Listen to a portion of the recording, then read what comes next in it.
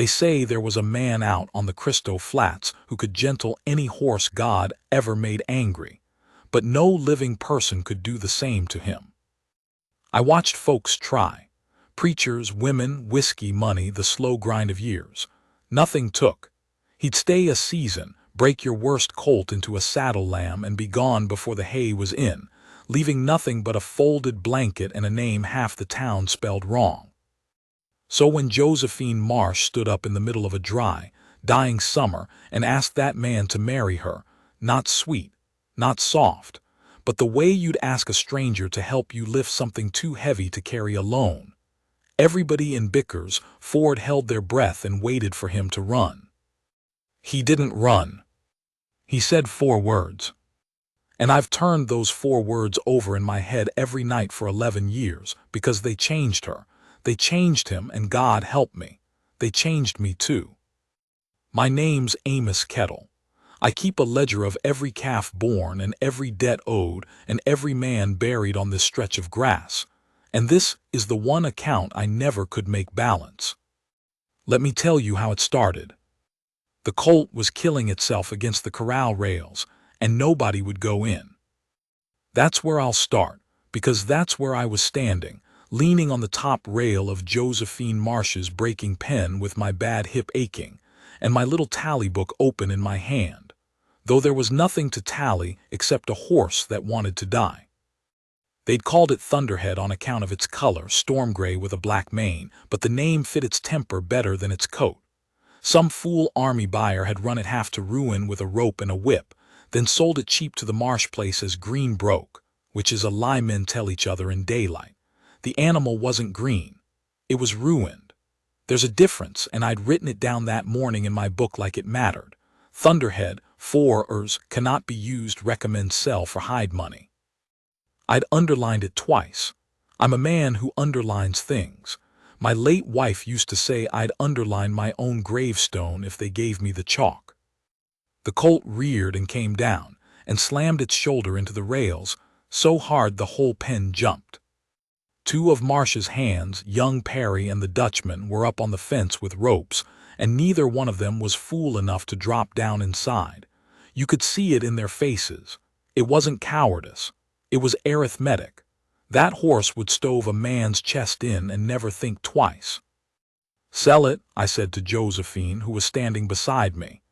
"Amos, look at me and say it plain, that thing's going to cripple somebody."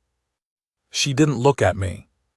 She was a small woman, Jo Marsh, small the way a nail is small. Her husband Carl had been dead 19 months by then, thrown from a wagon and gone before supper, and she'd buried him and buried her grief in the same shallow grave and gone right back to work the next morning because the cattle didn't know Carl was dead, and the bank certainly didn't care. She had a face that had gotten hard in places and soft in others, and she wore Carl's old canvas coat with the sleeves turned up twice, and she watched that colt destroy itself with an expression I couldn't read.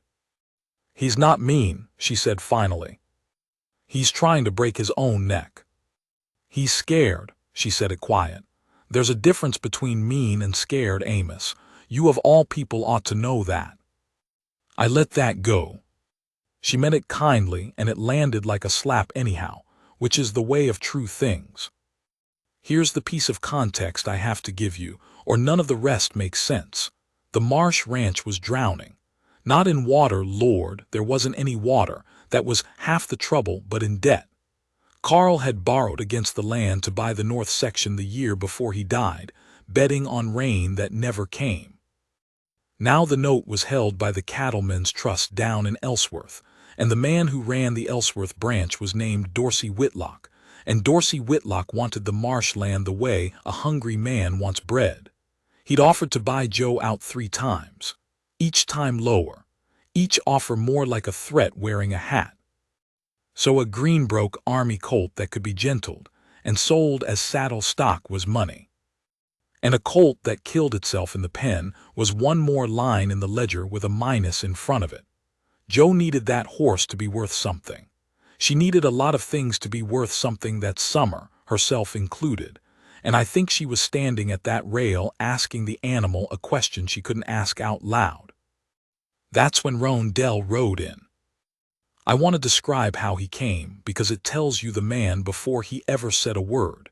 He didn't come fast. He didn't come announcing himself.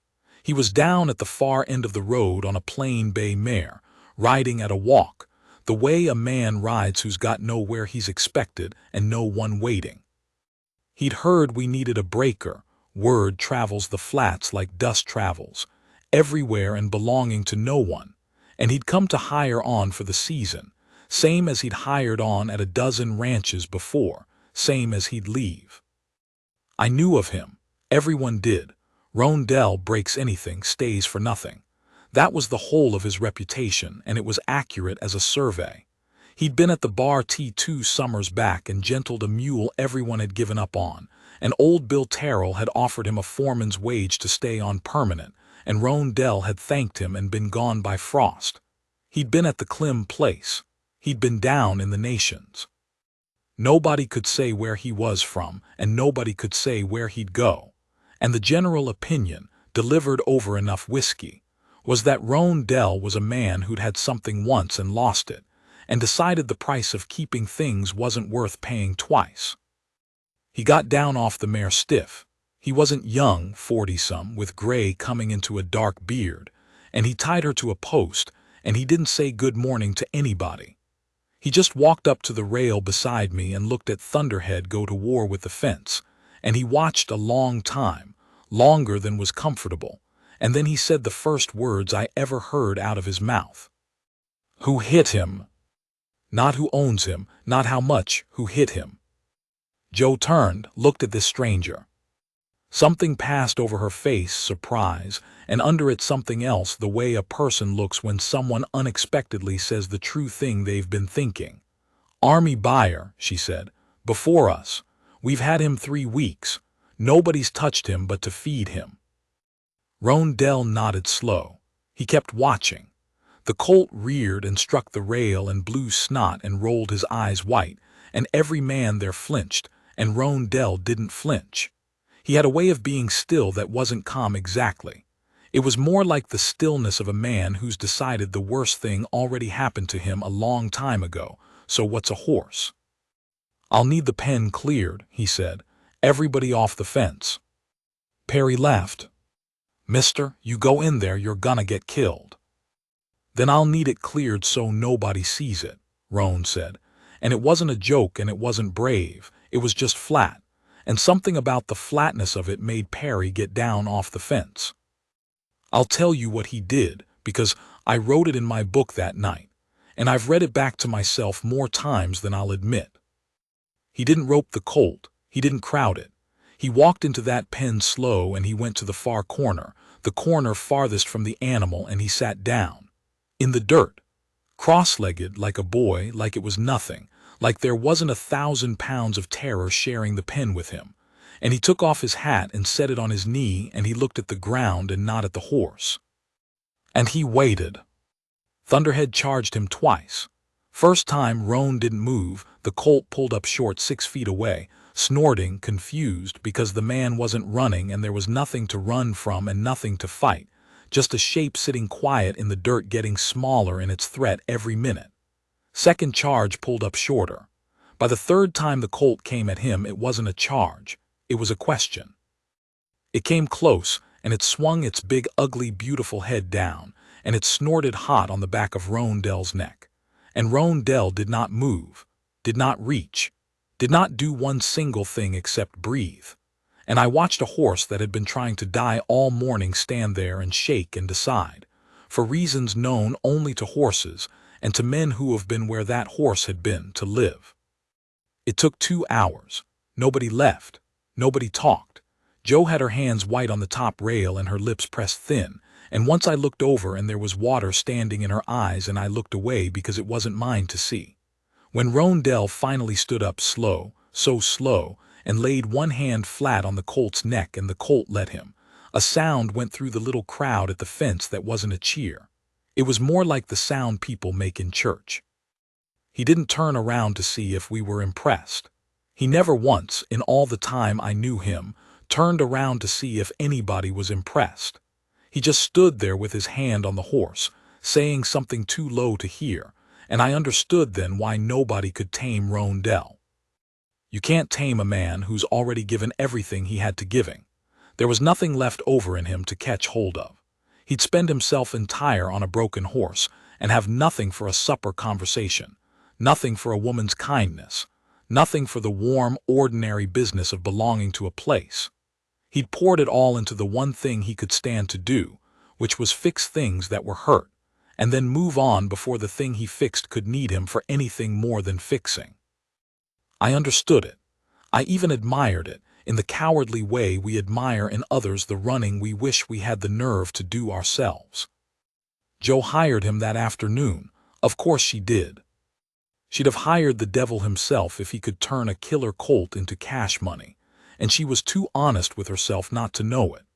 I stood by while she offered him the season's wage and a bunk in the old bachelor shack down by the creek, and Rondell listened with his hat in his hands and said, "Yes, ma'am, and that'll do," and not much else, and the whole transaction took about as long as buying eggs. But I'll tell you the moment I first got scared for both of them, and it wasn't a big moment. It was this. She said, "There's supper at the house at 6. You're welcome to it." And Rondell said, "I'll take mine at the shack, ma'am, if it's all the same. I'm poor company." And Jo Marsh looked at this closed-up stranger who'd just done a kind of quiet miracle in her breaking pen, and instead of nodding and letting him have his distance like everybody always did, she tilted her head and said, "I'm not asking for company, Mr. Dell. I'm offering supper. There's a difference." There's that word again. Difference. She kept finding the seam in things mean and scared, company and supper, and prying it open just wide enough to see what was inside. It was the most dangerous thing about her, and I don't believe she knew she did it. Rondell looked at her a beat too long. Then he put his hat on and said, 6 o'clock, and walked off toward the shack, and I swear I saw the back of his neck go red like a boy's. I wrote in my ledger that night under the tally of the day's work, "Ardell hired season, broke the gray, took supper at the house." And then, because I'm a fool who underlines things, I wrote below it and underlined it once, "This is going to end badly." I was wrong about which way, but I was right that it would end. Everything on the flats ends. The only question is whether you get anything worth keeping before the drought or the bank or the wagon throw comes for you, and whether you had the sense to know it was worth keeping while you still had it in your hands. The dry got worse through July. I'll try to make you feel it the way we felt it, because you can't understand what those two people did for each other without understanding the weight that was pressing down on all of us. The creeks went to strings of green pools and then to cracked mud. The grass on the flats cured standing, gold going to gray, and the cattle got that gaunt, hungry look and started walking farther for less. Dust hung in the sky at noon like a dirty ceiling. Every well in the county dropped, and men who'd been neighbors 30 years started watching each other's stock tanks with a coldness that scared me worse than the drought did. Because I've buried men killed by drought and I've buried men killed by other men, and I know which grave gets dug faster. And through all of it, Rondell worked. He was worth 3 men, and he never said so. He'd be in the pen at gray dawn, and you'd find him there at full dark, gentling colts and doctoring the sick stock and mending gear nobody'd asked him to mend. He fixed the windmill that Carl had never gotten right. He found a seep up in the north section that gave enough water to save a dozen head. He didn't do these things for thanks, you could tell, because he actively fled from thanks, ducked it like a thrown rope. He did them because his hands didn't know how to be still, and his head didn't know how to be quiet, and work was the only medicine either one would take. But he came to supper, every night 6 o'clock. At first he sat like a man in a dentist's chair, ate fast, said obliged and left. But Jo Marsh was patient the way Stone is patient. She didn't press him. She'd just talk about the stock, the weather, some ordinary nothing, and she'd leave silences open. And slowly, the way that colt had come close an inch at a time, Rondell started to fill them. A word, then a sentence. Then, one night in the middle of July with the heat lightning flickering out over the flats and no rain in it, a whole story about a Mustang he gentled down in the nations, told dry and funny, and Joe laughed, really laughed, and I watched Dell hear that laugh and go still like a man who'd forgotten what the sound did to his chest. I was at those suppers more than I should have been. I told myself it was because Joe needed an older hand's advice on the debt, which was true. But really, I think I was watching something I'd given up believing in. Two people who'd both had the thing they loved torn out of them. Her a husband, him whatever it was he never named, inching toward each other across a kitchen table in a dying summer, neither one admitting it, both of them lonelier than they'd let a living soul see. I'm an old man and I keep a ledger and I don't believe in much, but I believed in that kitchen. Then Dorsey Whitlock came out from Ellsworth in his black buggy, and the arithmetic of the whole thing changed. He came on a Sunday, which was itself an insult. A man of business calling on the Lord's Day means he thinks your ruin can't wait. He sat in Joe's front room with his hat on his knee and his soft banker's hands folded, and he told her, kind as poison, that the note was calling due in the fall full amount, and that with the drought as it was he doubted very much she could make it, and that he was prepared, out of neighborly Christian feeling, to take the land off her hands at a price that wouldn't leave her destitute. He said destitute, like it was a favor he was doing her by mentioning it. I was there. So was Dell, standing by the door with his hat in his hands, invited to Sunday dinner and caught up in this instead. And I watched Joe Marsh's face do the hardest thing I ever saw a face do, which was stay perfectly calm while the ground opened under her. "The note's not due till November," she said. "The note's due when the trust says it's due, Mrs. Marsh. There are clauses." Whitlock smiled. "I'd hate to read them to you." He named his price. It was robbery. It was the price of a life's work sold for the cost of a wagon. Joe's hands were flat on her knees, and I could see the knuckles white, and I knew I'd known Carl. I'd known this ranch when it was nothing but a claim and a dream. I knew what it cost her to sit there and be spoken to like a poor relation on the land she'd bled into. And then Dell spoke, from over by the door, quiet as always.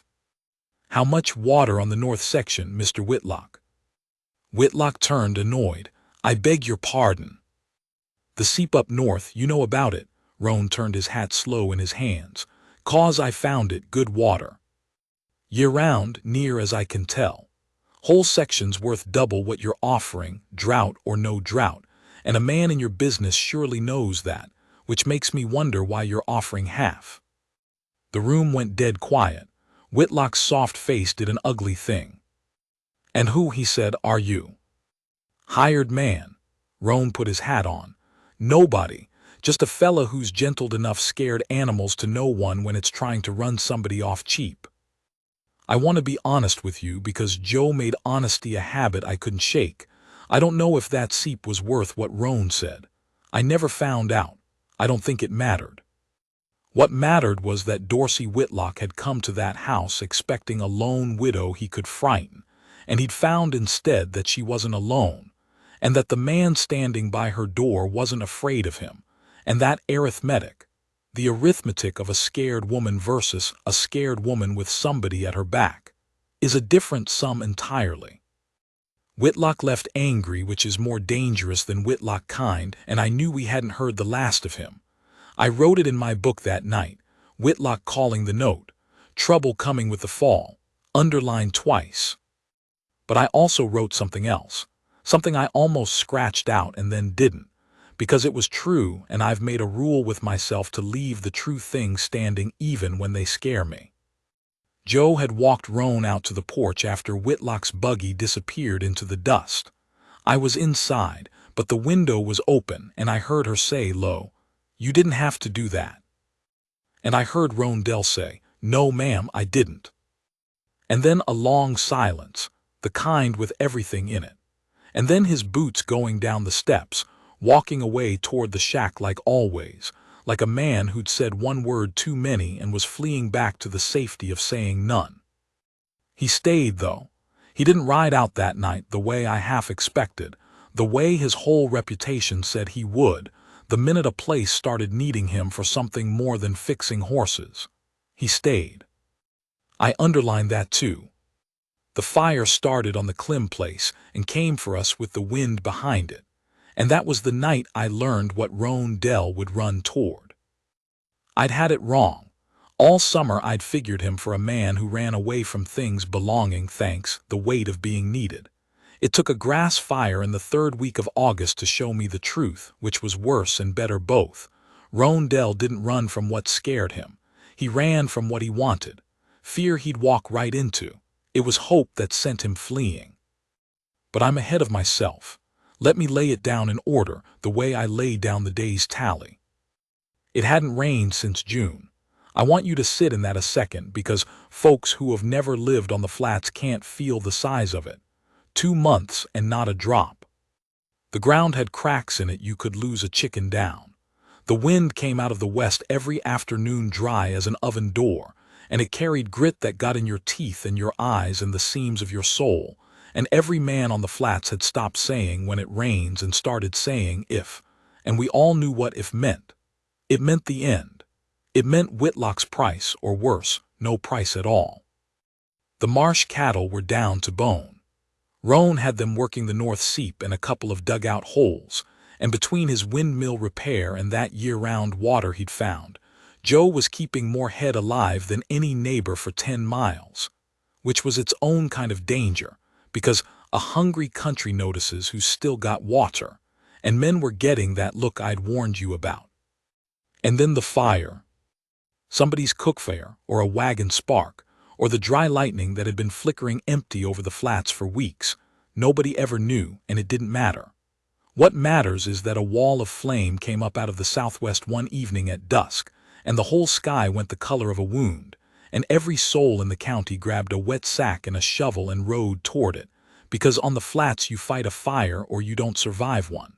There's no third choice. Your neighbor's fire is your fire, whether you like your neighbor or not. I'm too old to fight fire anymore. My part was the horses and the wagon and hauling water barrels up from the creek pools with a team, and running messages between the men on the fire line, so I saw more of that night than the men in the smoke did. I saw the whole shape of it, and the shape of it was Roan Dell.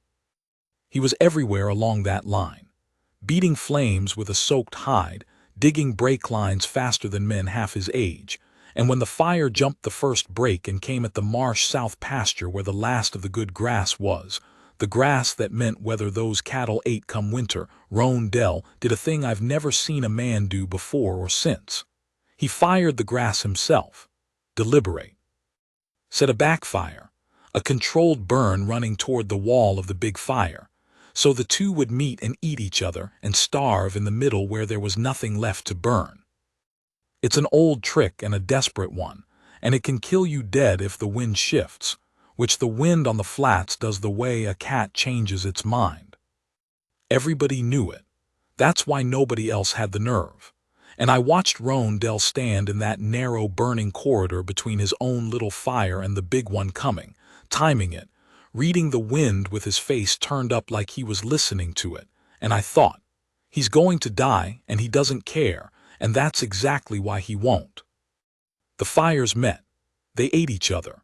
They died in a smoking black scar, and the marsh house and the north water and most of the herd were saved, and the men came off that line at 3 in the morning black as coal miners and hollow-eyed and alive. Joe found him at the edge of the burn. I was near enough to see, though I made myself busy with the team so it wouldn't be watching.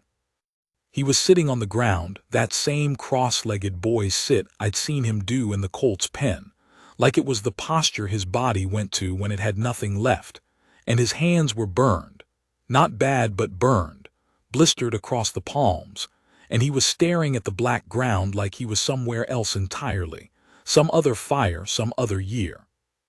She knelt down in front of him. She didn't fuss. She took his ruined hands and turned them over in the firelight and looked at them, and then she looked at his face and she said, "I heard this. The wind carried it," she said. "You could have let it burn. It's not your land." And Rondell said, low and strange, like the words were coming up from the bottom of a well, "I had a place once." That was all. I had a place once. 4 words that were not the 4 words this story is named for, but I've come to think of them as the first crack in the dam, the words that let all the rest through eventually. Joe didn't ask. That was the wisest thing she ever did, I think. She didn't say what place, what happened, tell me. She just held his burned hands a moment longer, and then she said, "Come up to the house.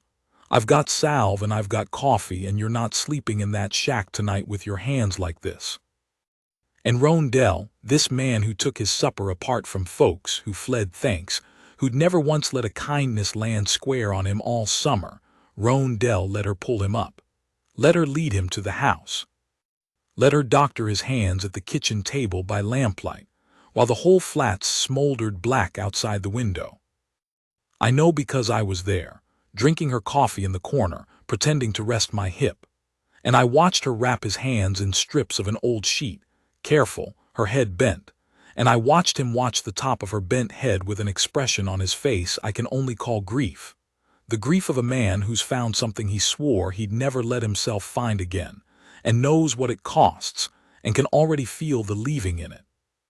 That was the night I stopped writing "This is going to end badly" in my ledger, because I finally understood it wasn't going to end badly.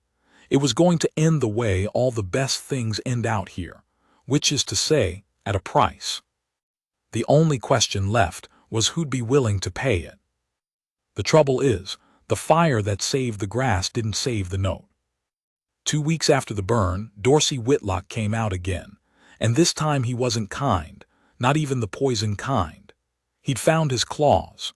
The mortgage Carl signed had a provision, I read it myself later, with my spectacles and my finger under every line, that gave the trust the right to call the full note early if the security was materially impaired. And Whitlock's argument, delivered with a lawyer he'd brought out from Ellsworth just to say it, was that the drought and the fire had materially impaired the marshland, and therefore the whole note was due. Now, not November, now. It was a lie dressed as law, and the meanest part of it was that it might hold up in a court, because the court was in Ellsworth and Ellsworth was Whitlock's town. A widow with a burned ranch and a bank calling her note, I'd seen how those stories ended. I'd dug the graves of the men, and I'd watched the women get on the eastbound with a carpet bag and a look on their faces I never wanted to see on Joe Marsh's. Joe fought it. God, she fought it. She rode to Ellsworth and sat in offices. She wrote letters. She found out that the Cattlemen's Trust had a board, and that the board had a man on it named Ord Pennywell who'd known Carl and didn't much like Whitlock, and she worked that seam the way she worked all seams, patiently, prying. And she got a hearing. The board would meet in 6 weeks, in early October, and they'd decide whether Whitlock's early call would stand or whether she'd have till November like the note plainly said. And if she had till November, she had a chance, because she had cattle alive and water on the north section, and if she could sell enough head at the fall market, she could make a payment big enough to hold them off another year. 6 weeks, a hearing, a chance.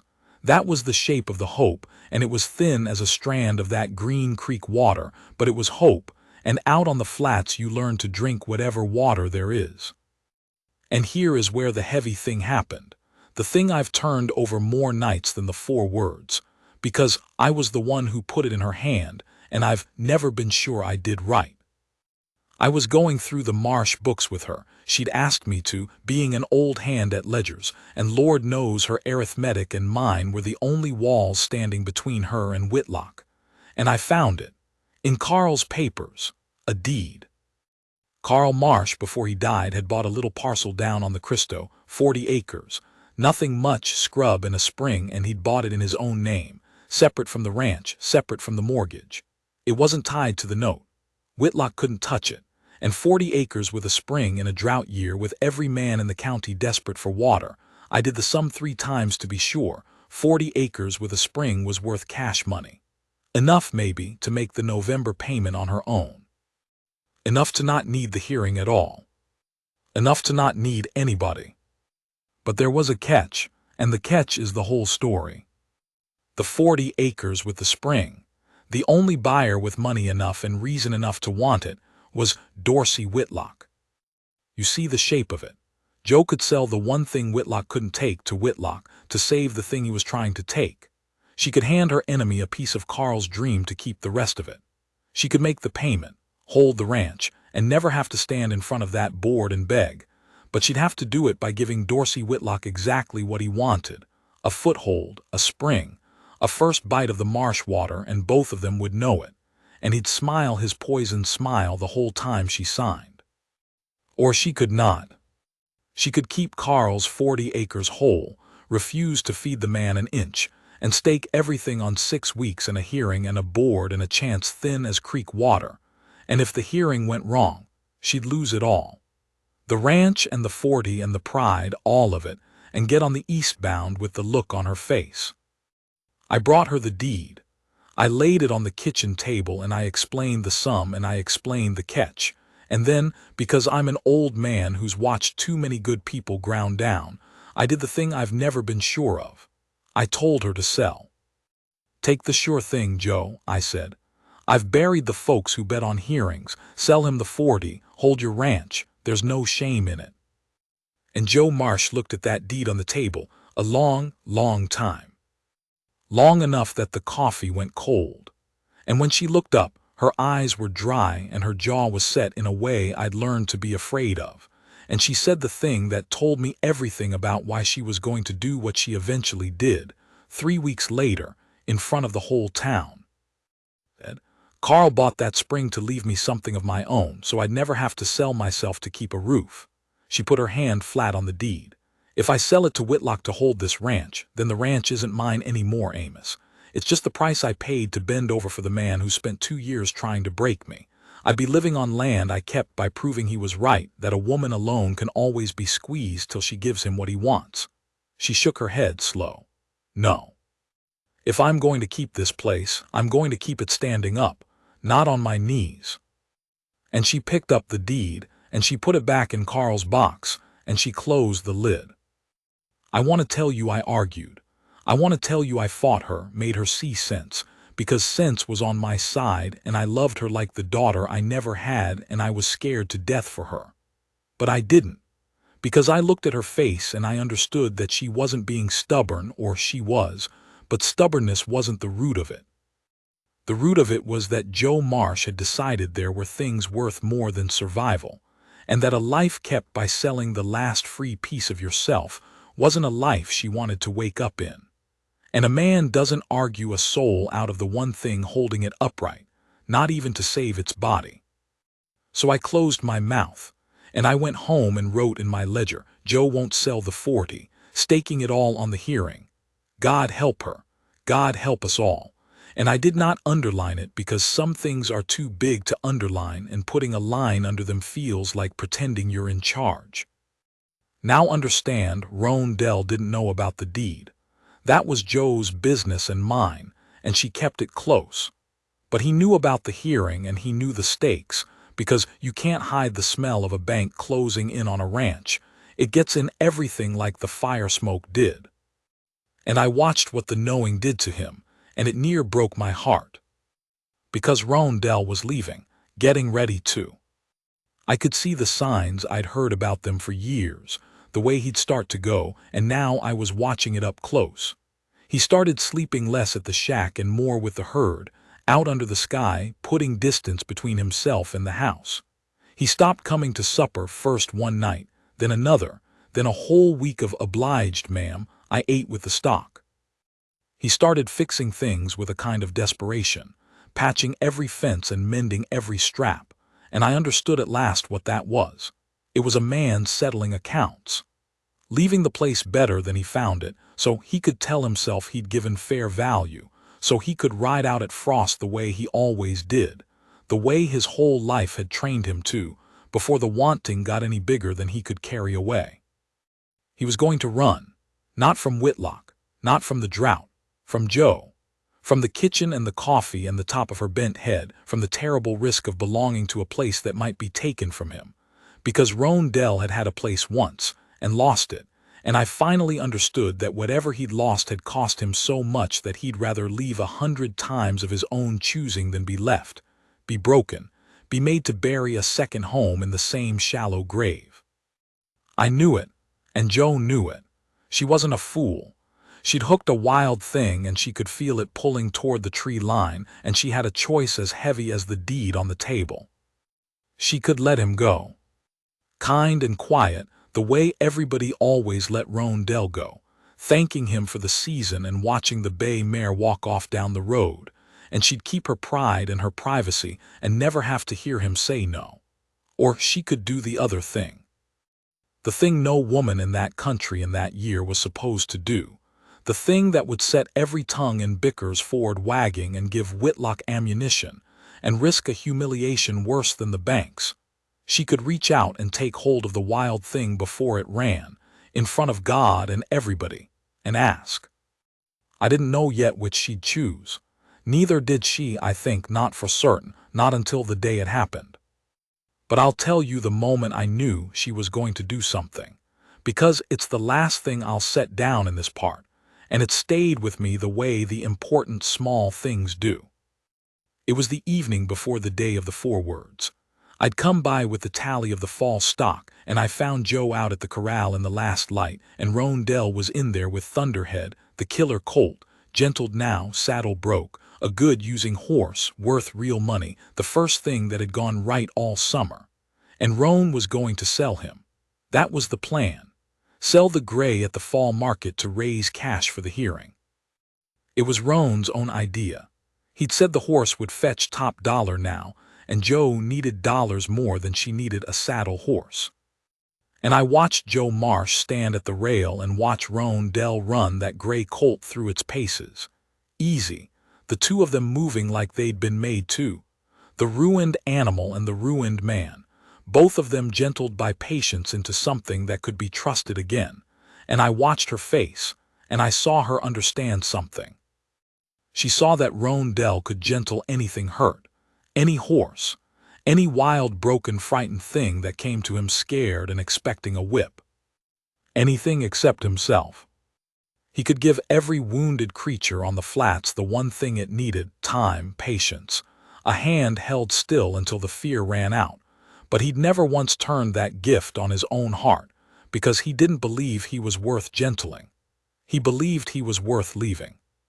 He'd decided it so long ago it had stopped being a thought and become just the shape of him, the way the drought had become the shape of the land.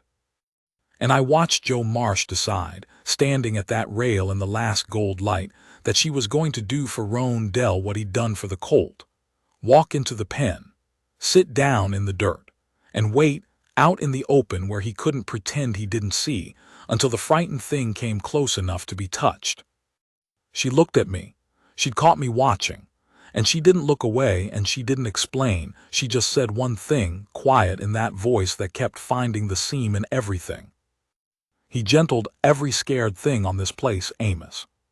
Somebody ought to do the same for him.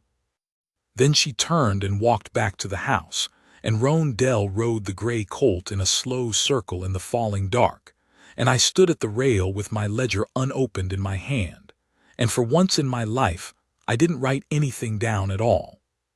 Because some things you don't tally. You just wait with your heart in your mouth to see what tomorrow cost.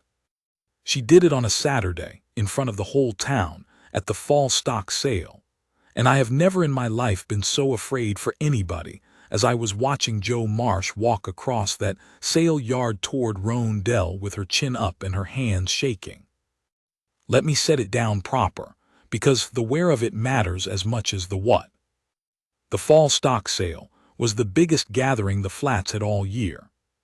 Everybody came, every rancher, every hand, every wife and widow and banker and drummer for 100 miles, all packed into the sale yards at Bickersford to buy and sell and gossip, and take the measure of who'd made it through the drought and who hadn't.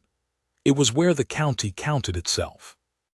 And that year, with the burn and the bank calling and the whole flats hanging on by a thread, the counting was grim, and everybody knew everybody's business, and everybody knew the Marsh place was one bad hearing away from Whitlock's pocket. Whitlock was there. Of course he was, in his black coat, working the crowd, buying up cheap what the drought had ruined, smiling his poison smile. And the hearing was 5 days off. That's how close it was. 5 days between Joe and the eastbound. Rondell was there because of the gray colt. That was the day they'd settled to sell him. Thunderhead, the killer, gentled into a using horse, the best animal Roan had turned all year. Roan had brought him in on a lead, brushed till he shone, and there was a knot of men around the sale pen already, because word had got round that Rondell had a horse worth looking at, and Rondell's horses were worth looking at the way few things on the flats were. The bidding was going to be good. The gray was going to bring cash money, real money, the kind that might tip the hearing, might buy a lawyer, might buy Joe 1 more month of standing up. And here's the thing I understood only later. That sale was Rondell's leaving. He'd sell the gray, hand Joe the money, and ride out. That was the plan he'd made inside himself, the plan he'd never said out loud. The colt was the last account to settle. Sell it, give her the means to fight, and be gone before the hearing, before the ending, before he had to stand in a place he loved and watch whether it got taken. He was going to do the kindest, most cowardly thing a man can do, help and leave, so the helping wouldn't cost him anything he couldn't ride away from. Joe knew it. She'd seen the bay mare packed. She'd seen the shack swept clean. She knew that the minute that gray colt sold, Rondell was gone, and no amount of supper or coffee or bent-headed patience would call him back, because a man who's decided to run will find the running in himself the second he's got an excuse. So she didn't wait for the excuse. The auctioneer had just started the gray. The bidding was climbing, good numbers, men throwing up fingers, and Rondell was standing at the colt's head, not watching the money, watching the horse, saying something low to it, settling it, or saying goodbye to it. I don't know which, maybe both. And Joe Marsh walked out of the crowd into the open dirt of the sale yard, right into the middle of it, right up to the pen, and she said, loud enough to carry, "Stop the bidding." The auctioneer stopped. 100 people turned. You could hear the wind. "That horse isn't for sale," Joe said. Her voice was steady. Her hands were not. I could see them shaking at her sides, and I don't think anybody else could, but I'd learned to read her by then, and I saw it, and it near killed me. "I'm keeping the gray." A mutter went through the crowd. Rondell looked at her like she'd lost her mind. That horse was money.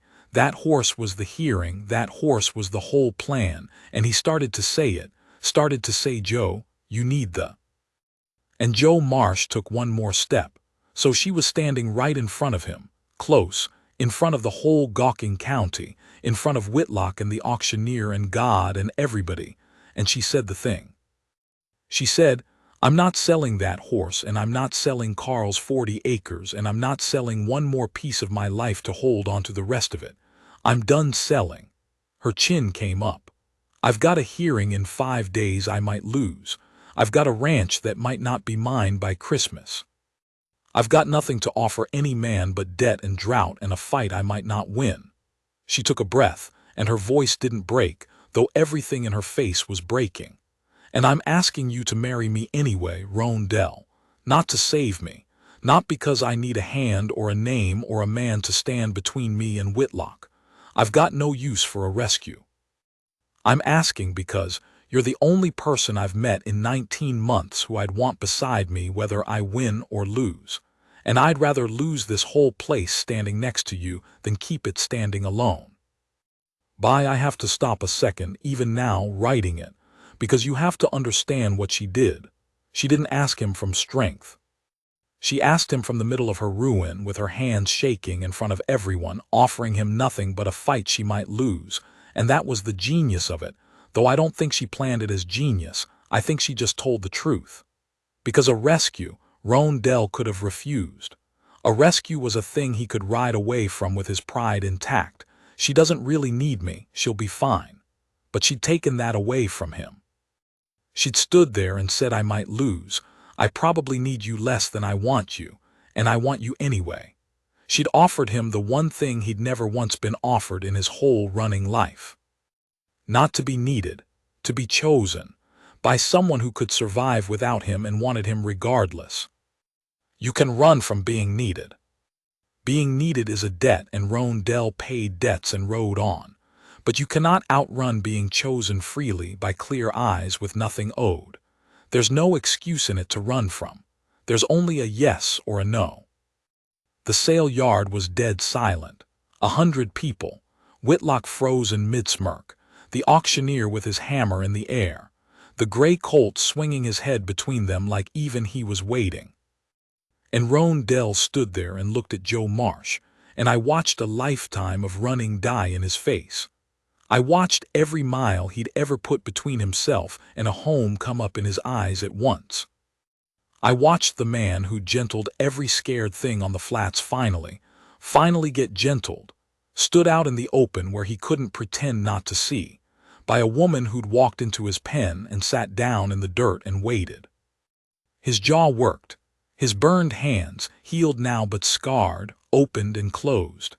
And when he spoke, his voice came from that same deep well the fire had cracked open, low and rough and barely holding. He said 4 words. He said, "I'll stay this time. I'll stay this time." Not "I love you," not "yes," not any of the words a man's supposed to say. 4 words that carried the whole freight of his life in them. This time, meaning all the other times he hadn't. I'll stay, meaning the one thing he'd never once done, the thing that terrified him past all the fires and killer colts in the world. He'd had a place once and lost it and sworn he'd never plant himself again where loss could find him. And here he was, in a sale yard in front of the county, planting himself. On purpose. In ground that might get taken in 5 days. "I'll stay this time." Joe Marsh made a sound I'd never heard her make, half a laugh, half something else, and her shaking hands came up, and she didn't throw herself at him the way a lesser story would have it. She just reached out and took one of his scarred hands in both of hers, the way she'd taken them the night of the fire, and she held it, and the two of them stood there in the middle of the dirt holding hands like a couple of kids, and the whole sale yard just broke, not into a cheer, into that church sound again, that low murmur people make when they've watched something they didn't expect to believe in. And somebody clapped, and then everybody did. Except Whitlock, who put his hat on and left, and I noted that too, because a beaten man leaving is worth noting. I wrote it that night, my hand not quite steady, Joe asked. Roan said he'd stay, the whole town saw it, and then, God forgive an old fool, I underlined stay, twice. Now I could end it there, a lesser account would. Man says the 4 words, woman takes his hand, the crowd claps, the sun sets. But I've made honesty a habit, Joe taught it to me, and honesty means telling you it wasn't over. There was still the hearing. There was still the drought. There was still the terrible arithmetic of a burned ranch and a called note, and love, whatever the storybooks say, does not pay a bank. So let me tell you how it fell out, because it didn't fall the way you'd think, and the way it didn't fall is the truest thing in this whole account. The hearing was 5 days later in Ellsworth, before the board of the Cattlemen's Trust. Joe went. Roan went with her, married by then, quiet, in the Bickersford church with just me and the preacher's wife for witness.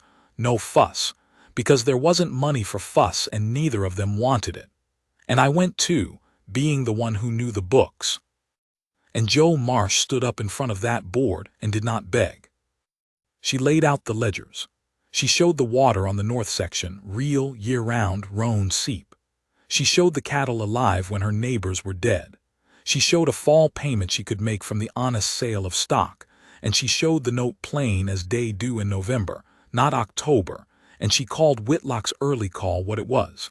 A lie dressed as law, cooked up by a man who wanted her land and couldn't get it fair. And here's the turn. Ord Pennywell, the board man who'd known Carl, the one Joe had found the seam of weeks back, Ord Pennywell had done some looking of his own. And it turned out Dorsey Whitlock had pulled his, materially impaired, trick on 3 other ranches that drought year, 3 other struggling families, and squeezed 2 of them off their land cheap. and pocketed the difference in ways the board didn't know about until Joe's fight made them look. And a bank, whatever else it is, doesn't like a branch man who makes it look like a thief in open court. It's bad for business. They voted. They upheld the note November full amount as written, no early call.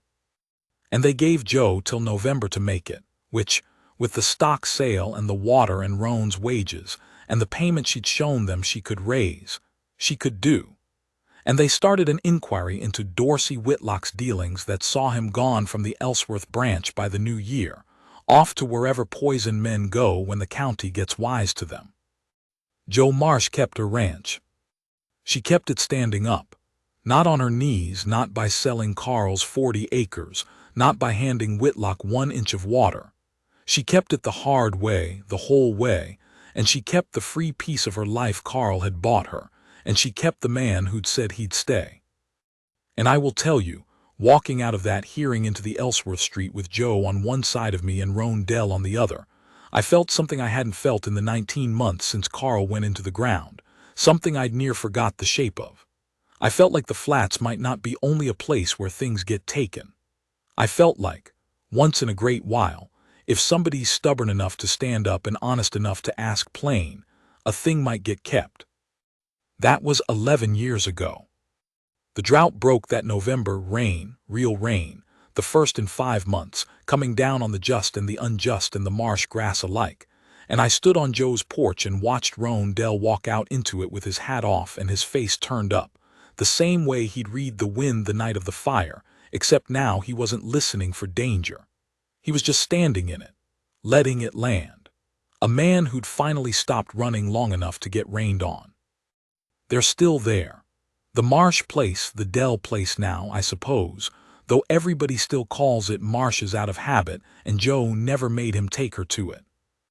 Roan Dell became the best breaker in 3 counties and never left again, not for a season, not for a night, and the scared, broken horses still come to him from all over the flats, and he still gentles them the same way, walks in slow, sits down in the dirt, waits.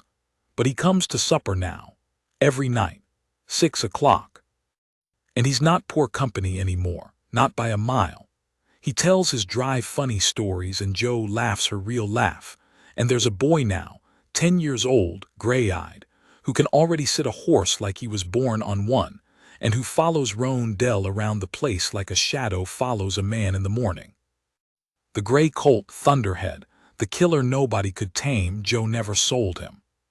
He carried her to town for years, gentle as a lamb, the ruined thing made whole, and when he finally died of old age, Roan Dell dug the grave himself and didn't say a word for 2 days, and Joe let him not say it, because by then she'd learned what I'd learned, that some men grieve in the ground they turn over, and you don't make them put it in words. I'm old now, older than I've got any business being. My ledger's near full and my hand shakes worse than Joe's did that day in the sale yard, and I don't keep the tally like I used to. But I keep this one. I've written it all down, every part, the colt and the fire and the deed and the forewords, because I'm the only one left who saw the whole of it, and when I'm gone there won't be anybody who knows why Roan Dell stayed. Folks still ask me sometimes, the young ones, who only know Roan Dell as the quiet man who fixes horses, who can't imagine he was ever anything but rooted here.